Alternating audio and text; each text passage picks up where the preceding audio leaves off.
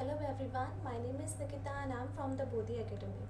In the last video, we had started with the chapter Force and Laws of Motion from the 9th Standard Science textbook, and today we are going to continue with the chapter and we will be studying the laws of motion. Okay, today we are going to cover the first law of motion. Now let's start. Okay, so when we talk about the first law of motion, we have to see some experiments. Okay, now in this experiment there is a marble which moves down a plane. Okay, so over here it is saying that the um, the marble falls under the unbalanced force of gravity. As it rolls down, it attains a definite velocity.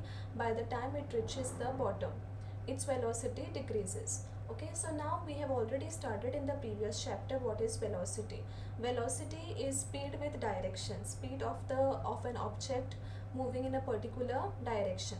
So when the marble is moving down a plane, its velocity is decreasing. Okay, now the marble is released from the left and it moves down the slope.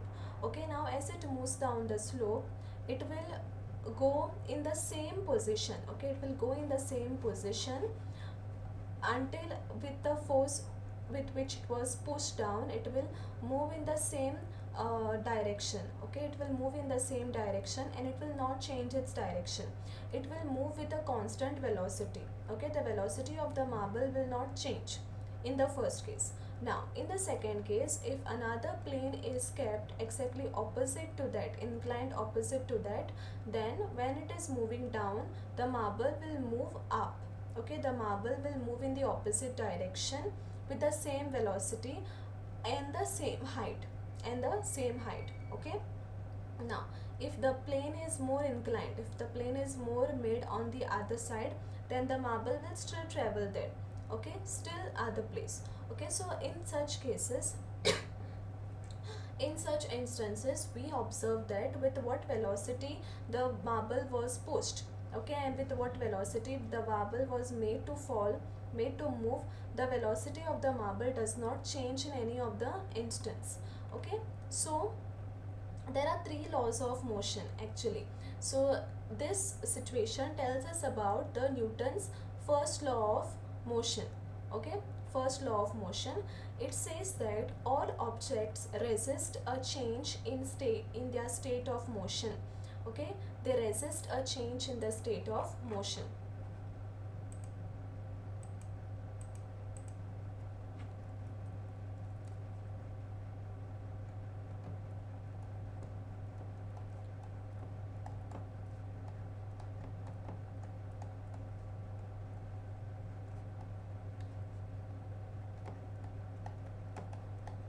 Okay, so what I've just explained is that if a marble is made to move and in this plane, okay, in this direction, the velocity of the marble will decrease.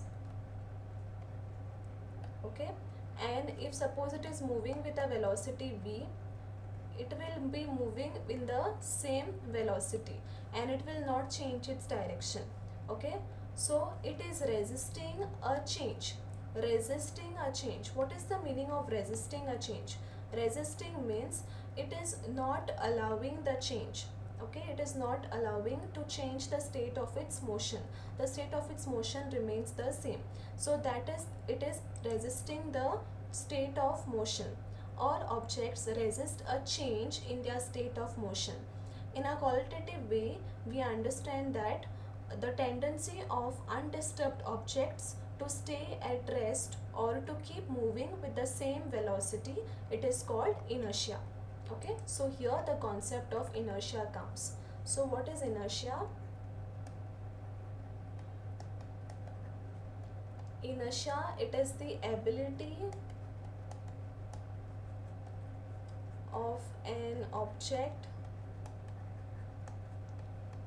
to stay at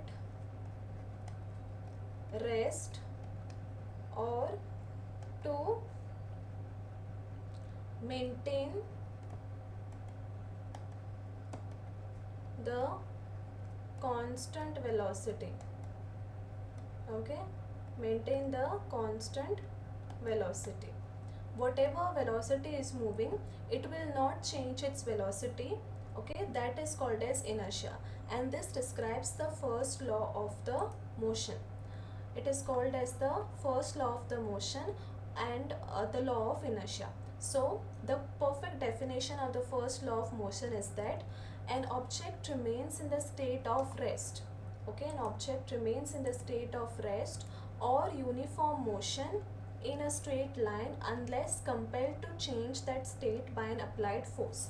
Okay, so this means that the object will remain in the state of rest or uniform motion, okay, with the same velocity, with the same speed in the straight line unless it is compelled to change. Okay, it is compelled to change means unless it is made to change its state by an applied force. If a force is applied and that makes it to change its state, then it is called, then it changes its position. Okay, so that is the first law of motion.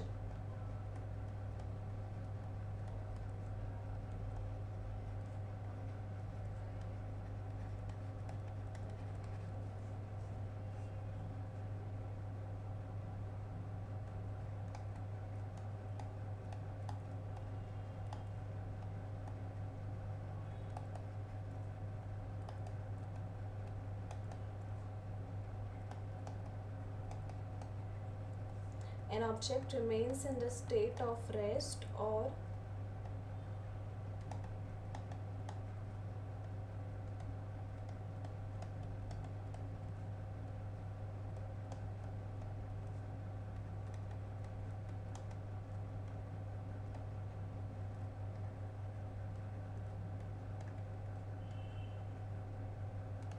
unless it is compelled to change, and the state of motion is called as inertia. Okay, this concepts, so the because the concept of inertia comes in the first law of motion, the first law of motion is also called as the law of inertia. Okay, now we can experience this inertia in the daily experiences. Okay, now first of all, take the first example. We tend to remain at rest with respect to the seat until the driver applies a braking force to stop the motor car. With the application of brakes, the car slows down, but our body tends to continue in the same state of motion because of its inertia. Okay, so now what does this mean? This means that when a car is moving, okay, when a car is moving, this is the movement of the car. Okay, and we are there inside the car, right? We are there inside the car. Now the force is applied on the car, force applied on the car makes it to stop. Okay, it makes it to stop when force is applied on the car, but force is applied to this engine, the car, it is not applied to us. Okay, it is not applied to us, so we will be in a state of rest. We will be in a state of rest, but the car is moving. So when the force is applied to the car but we are in the state of rest, our body tends to move forward. Okay, with the application of brake, the car slows down, but our body tends to continue in the same state because of its inertia. So a sudden application of brakes may cause injury to us by the impact or collision with the panels in front. That's why, that's the reason safety belts are worn to prevent such accidents. Okay, so why does this happen? The reason is that the force is applied to the car, okay, which makes it to change its motion, but our body is in a state of inertia, it is in the state of rest, but we are sitting in the car, so the car is made to change its motion. So in that case, because of that, we tend to move forward. Okay, and to prevent such injuries, because of this, safety belts are worn to prevent such accidents. Okay, so what do safety belts do? Safety belts exert a force on our body to make the forward motion slower. So when we tend to move, the jerk which gets which causes our body to move forward, the jerk caused by the change of motion in the car, that is prevented by the force exerted on us by the safety belts. Okay, it makes our motion, forward motion, slower. Okay, now another, so over here the question, very common question, frequently asked question is that safety belts are worn in the car. It is always advised to wear safety belts in the car. Explain, you have to explain everything. Okay, now the next thing is, an opposite experience is encountered when we are standing in the bus. Okay, now when we are standing in the bus, okay, now this is the bus and we are standing over here. Okay, now we tend to fall suddenly when the force is applied on the bus and it goes in motion. We tend to fall backwards. Okay, why is this? This is because the sudden start of the bus brings the motion to the bus as well as to our feet. Okay, so this is our feet, right? We are standing on the bus. Okay, and the motion is on the bus as well as the feet. Okay, so it brings motion to these two things, but we are the top of the body, okay, is in the state of inertia, right? So it jerk goes on that and it tends to fall backwards. Okay, this is because sudden start of the bus brings the motion to the bus as well as to the feet in contact with the floor of the bus, but the rest of our body opposes this motion because of its inertia. Okay, the rest of the body opposes this motion because of its inertia. Okay, the third example is, so the question over here will be, for this will be, why does we tend to fall backwards due to the sudden start of the bus? You have to explain everything. Next, when a motor car makes a sharp turn at a high speed, we tend to get thrown on the other side, right? When the car is taking a sharp turn, we move on the other side, we move on the opposite side. This is because we are in a straight line motion. The car is actually in a straight line motion. Okay, it is going straight, so our body is also moving straight. Okay, but suddenly when it takes a turn, we are still moving in a straight line because of inertia. Okay, we slip on the one side of the seat due to inertia of our body. Okay, so means that the force is applied on the engine which makes it to go to the one side, but we are in the state of inertia, so we will be moving in the same side. Because of that, we tend to slip on one side of the seat. Okay, so all these three examples, the safety belts, the bus example and this example, are important in the application of inertia part. Okay, so now let's talk about inertia and mass. So till now we have understood that what is inertia. Inertia is a state of rest.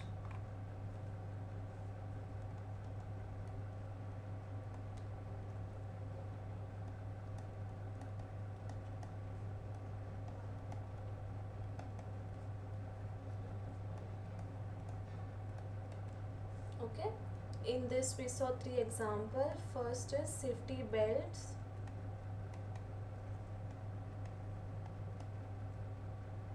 then the bus example, and third is car.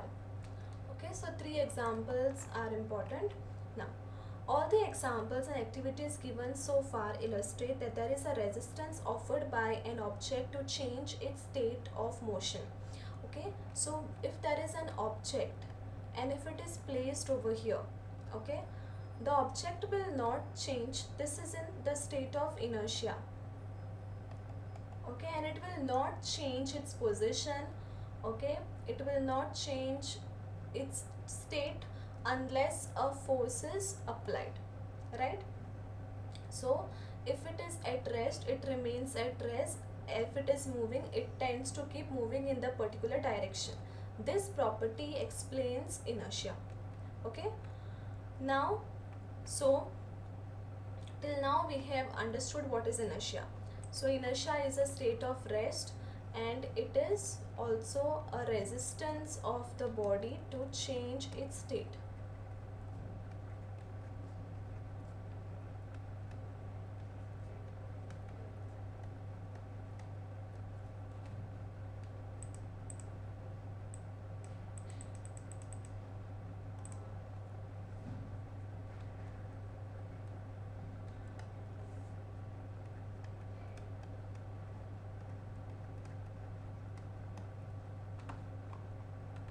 Okay, so now uh, the next question over here is, do all the bodies have same inertia? Okay, all the bodies have same inertia means, do all the bodies offer same resistance when you want to change its state? Okay, so we know that it is easier to push an empty box than a box full of books, right? If it's something is empty, if something is light, we can easily push it.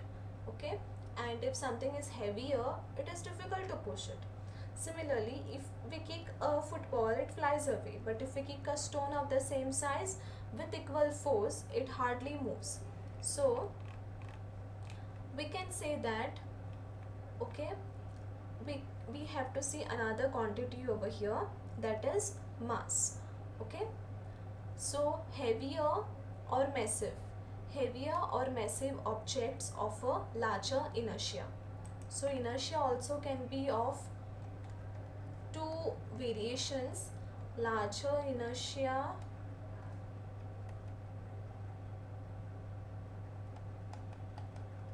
and smaller inertia. Larger inertia is offered by the heavy or massive object, means having more mass.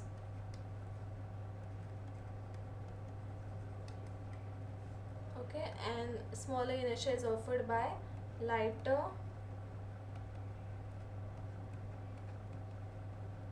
objects. Okay, we say that the train has more inertia than the cart, right? Heavier or massive objects offer larger inertia. The inertia, so from this we understand that the inertia of the object is measured by mass. More the massive, more the inertia. More the mass, more the inertia. Okay, so we may thus relate inertia and mass as follows. Inertia is the natural tendency of an object to resist a change in its state or motion, and the mass of an object is the measure of its inertia. Okay, so definition of inertia is that it is a natural tendency of an object to resist its state of motion or state of rest. Okay, and the second part is how it is related to mass. The mass of an object is the measure of its inertia. Therefore,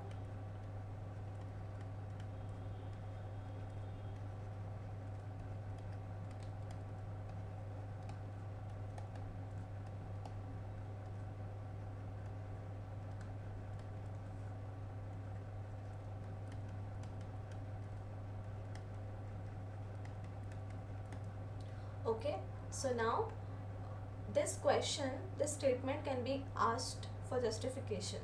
Okay, the question will be, mass of an object is the measure of its inertia, justify. What do you have to say? We have to first explain what is inertia. Inertia is a state of rest of an object.